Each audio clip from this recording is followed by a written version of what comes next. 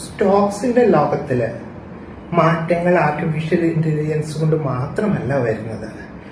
പണ്ടത്തേനേക്കാൾ ഇപ്പോൾ വളരെയേറെ സെക്ടേഴ്സ് ഇന്ന് അവൈലബിൾ ആണ്.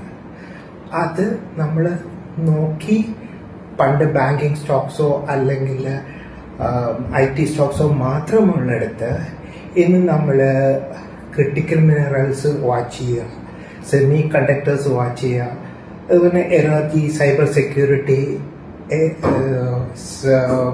എയറോസ്പേസ്, ഡിഫൻസ്, ഇതെല്ലാം തുറന്നു വരുന്ന ഇന്ത്യൻ മാർക്കറ്റ് ആണ് ഇന്ന് സ്റ്റോക്സിൻ്റെ ഇന്ത്യയിൽ അവൈലബിൾ ആയിട്ടുള്ളത്. അതുകൊണ്ട് ഈ ഏരിയകൾ കൂടി നമ്മൾ നോക്കിയിരിക്കുക, നമ്മുടെ സ്കാനറിൽ ഇടുക എന്നുള്ളത് നാളെ നിങ്ങളുടെ ഇൻവെസ്റ്റ്മെന്റ് ബെറ്റർ ആക്കാൻ ഉപകരിക്കും. ഇത് ഇഷ്ടപ്പെട്ടെങ്കിൽ ലൈക്ക് ചെയ്യുക, കമൻറ്റ് ചെയ്യുക, സബ്സ്ക്രൈബ് ചെയ്യുക. ഒരു സെബി രജിസ്ട്രേഡ് അഡ്വൈസറുടെ അടുത്തുനിന്ന് മാത്രം ഉപദേശങ്ങൾ എടുക്കുക. സിസ്റ്റമാറ്റിക് ആയിട്ട് ചെറിയ രീതിയിൽ ഇൻവെസ്റ്റ് ചെയ്യുക.